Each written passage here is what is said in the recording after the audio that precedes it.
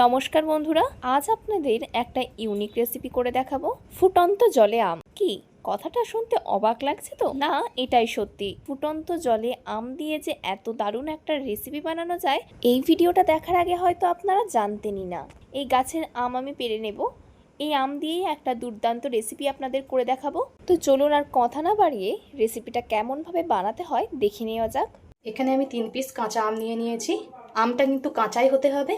এখানে একটা বাটিতে জল নিয়ে নিয়েছি। এবার আমগুলো খুব ভালোভাবে ধুয়ে নেব। আমগুলো খুব ডলে ডলে ভালোভাবে ধুতে হবে। আমগুলো 2-3 বার জল পাল্টিয়ে ধুয়ে নেব। আমগুলো আমি পরিষ্কারভাবে ধুয়ে নিয়েছি। এখানে আমি 3টে আম নিয়েছি।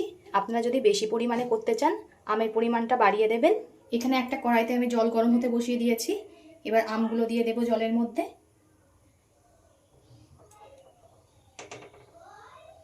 আমগুলো একটু সিদ্ধ হতে দেব। জলটা দেখুন ফোটা আরম্ভ করে দিয়েছে। এবার আমগুলোকে উল্টিয়ে দেব। কালারগুলো দেখুন কেমন চেঞ্জ হয়ে গেছে। এবার উল্টিয়ে এই সাইডটাও একটু সিদ্ধ করে নেব। খুব একটা বেশি কিন্তু সিদ্ধ করা যাবে না, হালকা একটু নরম হলেই নামিয়ে নিতে হবে। দেখুন জল থেকে কেমন গেজা বেরোচ্ছে।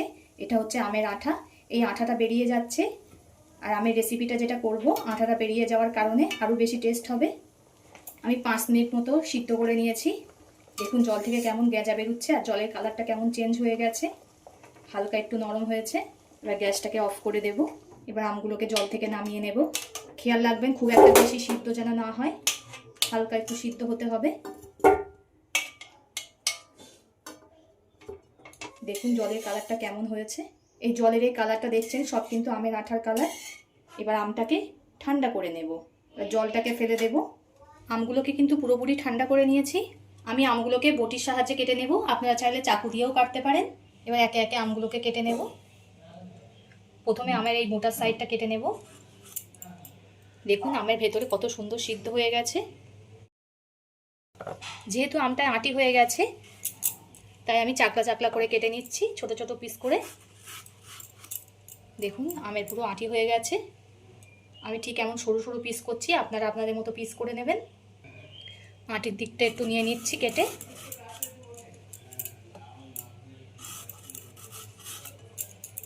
দেখুন ঠিক এমন করেই কেটে নিচ্ছি।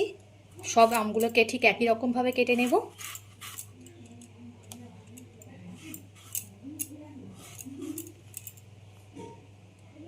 সব আমগুলোকে আমার কাটা হয়ে গেছে। আমি কিন্তু খোলা সমেতই দিলাম। আপনারা চাইলে খোলা ছাড়িয়েও দিতে পারেন, কিন্তু খোলা সমেত খেতে বেশি ভালো লাগবে, ওই জন্য আমি খোলা সমেতই দিলাম। একদম অনুষ্ঠান বাড়ির স্টাইলে আজকে আমের চাটনি করব, ওই জন্য খোলা সমেত দিলাম। অনুষ্ঠান বাড়িতেও দেখবেন এই খোলা সমেতই রান্না হয়। চলুন এবার চাটনিটা করে নেওয়া যাক। যেহেতু রান্নাটা আমি উনানে করব তাই উনানের জালটা ধরিয়ে নিয়েছি আর কড়াটাও বসিয়ে দিয়েছি গরম হতে। কড়াটা গরম হয়ে গেছে, এতে দিয়ে দেব সর্ষের তেল। খুব একটা বেশি তেল দিতে হবে না, অল্প করে তেল দিলেই হবে। তেলটা গরম হয়ে গেছে। গরম তেলের মধ্যে দিয়ে দেব একটা তেজপাতা, শুকনো লঙ্কা আর 5 ফোড়ন। এই সব কিছু একটু হালকা ভাজা ভাজা করে নিতে হবে। ফোড়ন থেকে যখন একটা হালকা সুন্দর মিষ্টি গন্ধ বেরাবে তখন এর মধ্যে কেটে রাখা আমগুলো দিয়ে দেব। আমগুলো একটু ভাজা ভাজা করে নিতে হবে।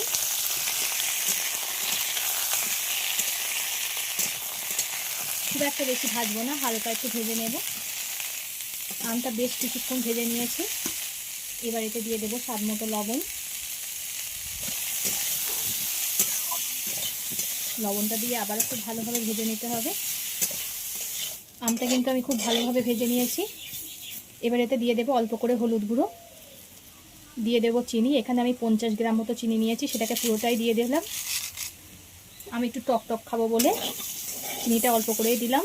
আপনারা যেমন মিষ্টি খাবেন তেমন চিনির পরিমাণটা করে দেবেন।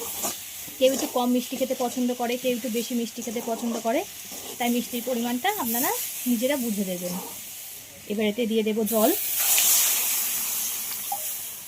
যেহেতু আমটা আমার পুরোটাই সিদ্ধ হয়ে গেছে তাই আমি এখানে অল্প করেই জল দিলাম। এবার এটাকে ফুটতে দেব। দেখুন খুব ভালোভাবে ফুটে গেছে আর সব কিছু খুব সুন্দরভাবে গলে গেছে। এবার এতে দিয়ে দেব কিশমিশ, দিয়ে দিলাম খেজুর। খেজুর আর কিশমিশ দিয়ে আবারও খুব ভালোভাবে ফুটিয়ে নিতে হবে। দেখুন ফুটে ঝোল কতটা কমে গেছে। আমার বন্ধুরা কে কোথা থেকে দেখছেন কমেন্ট করে জানাবেন, তাহলে আমি বুঝতে পারবো আমার বন্ধুরা কোথা থেকে দেখছে। আর আপনারা এত সুন্দর সুন্দর কমেন্ট করেন, আমার পড়তে ভীষণই ভালো লাগে। এভাবে পাশে থেকে সাপোর্ট করার জন্য সকলকে অসংখ্য ধন্যবাদ। আপনারা যদি সাপোর্ট না করেন আমি কখনোই এগিয়ে যেতে পারবো না। কিশমিশ আর খেজুর দিয়ে আবারও খুব ভালোভাবে ফুটিয়ে নিয়েছি। বন্ধুরা এইভাবে এই পদ্ধতিতে চাটনি করবেন, খুবই ভালো লাগবে খেতে। ছোট থেকে বড় সবাই খুবই পছন্দ করে। আর গরমের সময় তো আম খাওয়া খুবই ভালো, তাই আম পাকার আগে এইভাবেই একবার ট্রাই করে দেখবেন আর কমেন্ট করে জানাবেন কেমন হয়েছে। বন্ধুরা আমের এই চাটনিটা কিন্তু পুরো অনুষ্ঠান বাড়ির মতো হবে, খেতে তো অসাধারণ হবে। আর এটা বানিয়েও স্টোর করে রেখে দিতে পারেন। এটা ভাত রুটি যে কোনো কিছু দিয়ে খুবই ভালো লাগবে। একবার হলেও ট্রাই করে কমেন্ট করে জানাবেন কেমন হয়েছে। আপনাদের কমেন্টের আশায় থাকবো। বন্ধুরা আপনারা অনেক রকমভাবেই চাটনি করেন, কিন্তু ঠিক অনুষ্ঠান বাড়ির মতো হয় না। এই পদ্ধতিতে করবেন, পুরো অনুষ্ঠান বাড়ির মতো হবে আর খুবই সুন্দর হবে খেতে। এবার এতে দিয়ে দেব ভাজা মশলা। জিরে মৌরি একসঙ্গে ভেজে গুঁড়ো করে নিয়েছিলাম, সেই গুঁড়ো মশলার থেকে অল্প করে দিয়ে দিলাম। ঝোলটা দেখুন ফুটে কতটা ঘন হয়ে এসছে, পুরো একদম জেলির মতো হয়ে গেছে। এটাকে আপনারা ঠান্ডা করে ফ্রিজেও রেখে খেতে পারেন, খুবই ভালো লাগবে কিন্তু অসময়ে এটা খেতে। যখন আম থাকবে না তখন এইটা বের করে খাবেন, খুবই ভালো লাগবে।